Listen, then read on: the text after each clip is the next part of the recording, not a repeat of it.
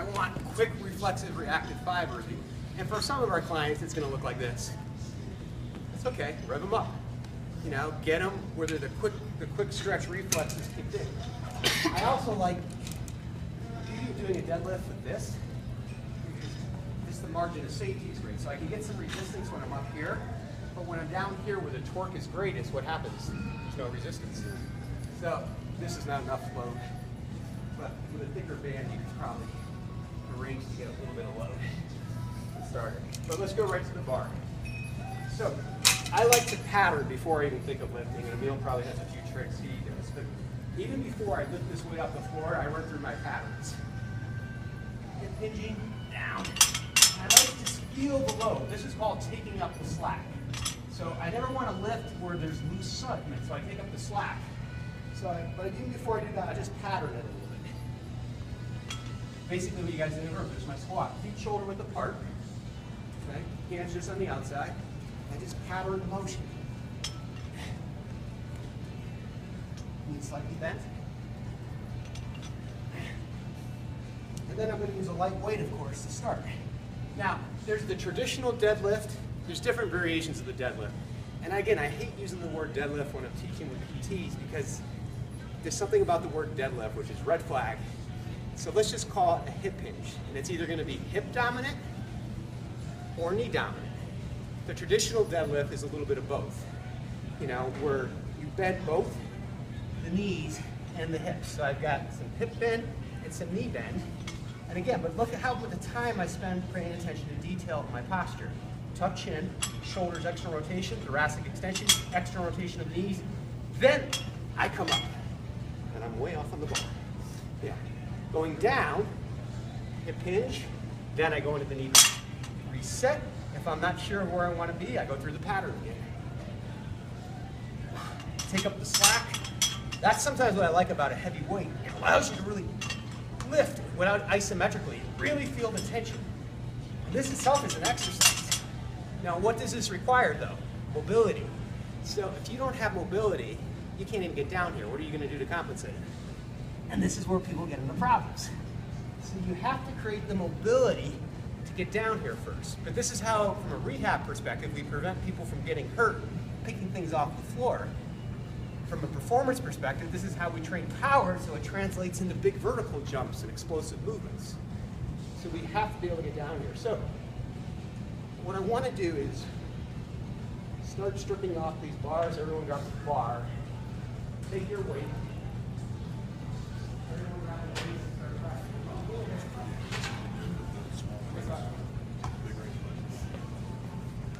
Now, the other thing I'm going to let some of you do, grab a dumbbell, and the traditional deadlift can be practiced. Key things, feet shoulder width apart, just spread out with a dumbbell. So same thing, I'm going to pattern it. The dumbbell is going to be between my feet. I'm going to put it near one foot. It's going to be an asymmetrical deadlift. There's my pattern. Down, see it?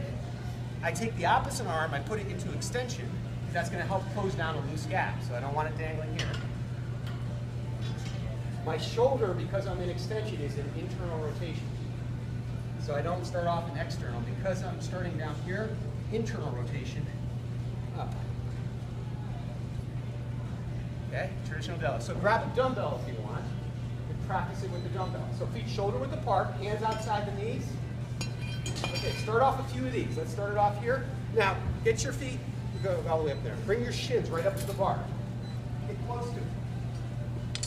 Okay, feet shoulder width apart, knees slightly bent. Hip hinge, take it down, grab the outside of your knees. Elbows on the outside, that's it, grab the bar down. Now, drop into your squat, just bounce it down there, and take a little bit of load on the bar without lifting, that's it. And focus on your posture. Feel how you create tension? Let go of it, come all the way up. We're just patterning now. Maybe go a little closer with your feet, Sheriff. Get your feet directly under your hips. Take it down. If you got a dumbbell, it looks like this. Hip hinge, drop into the squat a little bit. Take up the load, feel the stress. On 3, 1, 2, 3, lift. Okay? Yeah, so you're not lifting, you're just hanging, right? Return, start with the hip hinge, then add the knees into it. Take up the load. If you ever feel like you've lost it, what I always do is I just go back to this. I go back to this, take up the load, bring bracing the core, external rotation, up. Hinge it again, hip hinge. Take it down. Head position might tuck your chin more. Yeah. So you see it default into the extension? Okay, on 3, take up this tension. Take it up. Hips come forward. Okay? Hip hinge. Spread the floor, good. Down, good. Question. Are you doing anything with your lats? Thinking about your lats? Well, I am. I mean, in terms of pulling down, you're locking. When you're down here, the question, see how you're retracting, getting the shoulder blade down, you're creating this compression of the scapula. Because the lats do what? They lock your core. Fire the lats, you're going to have better locking of the core. The core is tricky to use a cue. Maybe the bar if you're on bars. Yeah, The other thing is sweeping it into your body. I see some people with floor sitting off their thighs, they have full extension. That means your lats are on. If your lats are on, relations are flexing, you're pulling that bar into your body. Yeah, those are, again, cues I would use with higher level athletes or higher or heavy. I find I might confuse beginners with that, but basically bending the bar would just be try to visualize you're bending the bar like this and kicking the core in. You're on the outside. So start same here. See how I'm correct treat this torque. There it is. And I come up. Okay? Okay, try one more time. Pattern it. Start off with the overhead hinge. Bend the knees, grab it, knees out. Good. Okay. Now you got to visualize you're going to use a weight eventually. You're going to really challenge yourself. Start going up in the weight. 45s, 35s. This is what you don't get at some of these classes, even in HIIT. You know, we're limited because we're doing thousands of reps. To build strength, what do we got to do? 8 to 10 reps. And you got to go where it's good power output. So you got to pattern it so that you're doing safely. Then you got to load the weight up. So you can build that big extensibility, extensor strength in the spine, and your hip extension. Does that make sense? Okay. So that's a traditional deadlift. Now, the Romanian deadlift is what I typically teach. I start. The difference is it's hip dominant. So watch a hip dominant exercise. See the difference? Watch my knees. How much do they bend? There's a much greater torque at the hip here. Hip extension torque is much greater. Sometimes called a stiff legged deadlift. I call it just a hip hinge with minimal knee bend. Try a few of those. So 20 degrees. So drive those knees out. Up. Set your head position. Every pattern. Just outside the knees. I'm done right here. Drive it forward. Your chin. Don't make sure you don't fall from the neck. Watch Charlie do it. He has no. I'm sure he's like here. Don't let the dumbbell get out in front of you. The dumbbell's path is going to be just like this. Directly into the shoulder, yeah. With a heavy dumbbell, you want to do that because you want to get it out there. So you learn right away with a heavy dumbbell, it's got to come directly underneath you. Why do I like dumbbells actually to teach a lot of the deadlifts? They're easier. They create an asymmetrical load, so you learn to control rotation. Same with a kettlebell. The kettlebell, what's nice is because of this handle, if someone's got limited hamstring mobility, I don't have to go down as long. See it? Here. This is what I was doing with Robin and Pan all morning. They were actually going up to 60, 70 pounds, 50, 60 pounds, yeah, with a dumbbell. Like this. So I got my extensors on. If I'm using a Mills cue, I'm externally rotating it. I'm trying to do this without actually doing it. So I'm using friction to keep it from rotating. And I'm staying in internal rotation, but I'm engaging the lat. The hip hinge. Hip dominant, traditional combination. Okay. Also called the Russian deadlift. We start getting a little bit more Russian deadlift or traditional Romanian deadlift. So, grab a dumbbell or a kettlebell and practice the difference between the hip hinge dominant Romanian deadlift and the traditional Russian deadlift to the floor. Try with an extra load.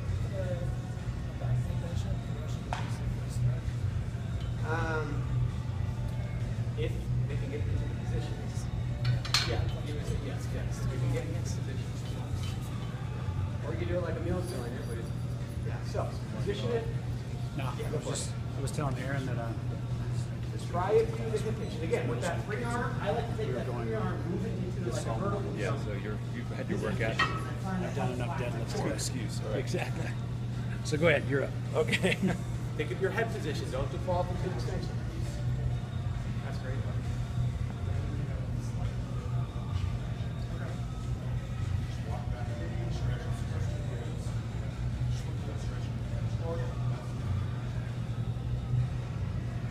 Again, if you start mastering these patterns, you start to go heavy. Heavier, heavier, heavier. You work to get these 10 reps, and it's really, so when you start to go heavy, we talk about the breathing patterns. How do you breathe? We're not there yet, so let's hold on to that conversation. Anyway, tomorrow, I lost it upstairs because it's one way doing it. These take practice, but again, the better thing is you. Track patients need to learn how to do this. Your athletes, if they're trying to develop power, your older clients, these are monster exercises. As they get older, this is the stimulus you want to put on their body within the grounds of margin of safety. You have to work with it. Make sense? Okay, let's wrap things up. And we got 10 more minutes. I want to go through a few other ones with you guys.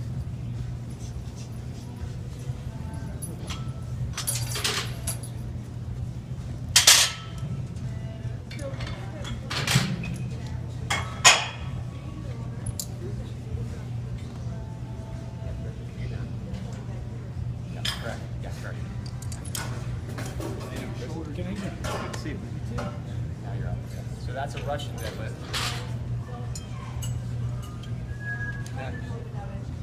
Yeah, you're actually, because you're in extension. Now, if you were to pop up into a snatch, now you go over your position. Anytime you go over shoulder, you go into extra rotation. Yeah, so the question is hand position, and we're not going to get to this today. This is probably going to be a 3-part series. If we start to get into some of the power motions, like the clean, then I go into external rotation as I go over my head, see it? But in this part of it, even the kettlebell swing, I'm in internal rotation down here, and then once I clear the shoulder, I swing into external rotation. It's Internal, just like the hips, right? external. Flexion, Clean, internal. correct. It's just like the hips. Internal rotation below the shoulder, external rotation above the shoulder. And these become, these are power exercises. The other ones are strength exercises, so we'll cover the difference. But power, lighter load, speed. Okay. Okay, let's go through now. If you're doing upper body workouts and you like to do an upper body, lower body, I like to pattern this with an upper body exercise. The one I like to use is the row. This is getting off the tangent a little bit, but let's go over here.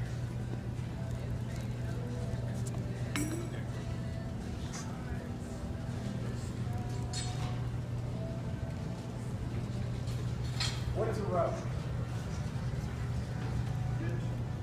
It's a hip hinge. This is a deadlift, basically. You don't think of it, a row is, okay, Romanian, see it? The only difference is, instead of just pulling it, I'm actually adding the rope element. But this is a hip hinge. So this patterns, if I'm doing an upper body, lower body combination, I love doing Romanian deadlift into rows because they feed off each other. This is called a kind of a complex. And you can go really heavy, on both of these and really create a nice hip extension torque. Okay. Good back extensions on the Roman chair. Now remember, the difference on the hip hinge is the hip hinge, you create maximum torque at 90 degrees hip flexion.